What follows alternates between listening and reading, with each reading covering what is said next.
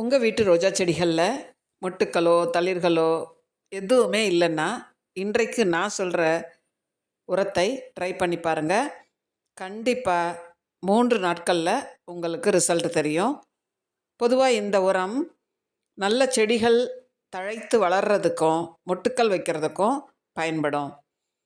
வேர் வளர்ச்சிக்கு நான் ஏற்கனவே போட்டிருக்கேன். ஹியூமிக்னு சொல்லக்கூடிய உரம் 1 லிட்டர் தண்ணிக்கு 1 கிராம் கொடுங்கன்னு சொல்லியிருந்தேன். அப்படியே நீங்கள் கொடுத்தும் செடியில் மேல் பகுதியில் இலை தழைகள் இல்லாமல் குச்சி மாதிரி நிற்குது அப்படின்னா இன்றைக்கு நான் சொல்கிற உரத்தை கொடுங்க. அதெல்லாம் கொடுத்து தாங்க எங்கள் வீட்டில் இருக்கக்கூடிய தோட்டம் எவ்வளோ பசுமையாக இருக்குது பாருங்கள்.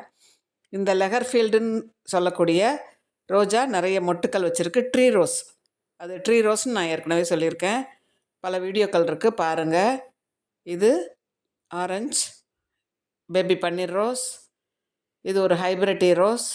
இப்படி பல ரோஜாக்கள் இன்று பூத்திருக்கு. இப்போ நாம் வாங்க என்ன உரம் கொடுக்கலான்னு பார்க்கலாம். அதுக்குள்ளே ஒரு நிமிஷம் எங்கள் தோட்டத்தை பாருங்கள். சாமந்தி செடிகள், ரோஜா செடிகள், காய்கறி செடிகள், சாமந்திகள்லாம் ட்ரிம் பண்ணி விட்டுருக்கோம். அதற்கான வீடியோக்கள் போட்டிருக்கேன் பாருங்கள். இந்த சீசனில் கண்டிப்பாக சாமந்தியை முனைப்பகுதியை கிள்ளி விட்டிங்கன்னா தான் மொட்டுக்கள் உடனே எடுக்கும். இன்று கொடுக்கக்கூடிய உரத்தை எல்லா செடிகளுக்கும் காய்கறி செடி தவிர நம்ம கொடுக்கலாம். இப்போ பாருங்கள், 1261-0ன்னு சொல்லக்கூடிய என்பிகே உரம், நைட்ரஜன் பாஸ்பரஸ் பொட்டாஷ், அதுக்குரிய ரேஷியோ இருக்குது. அதில் பொட்டாஷ் இல்லாமல் 1261 கொடுத்துருக்கோம்.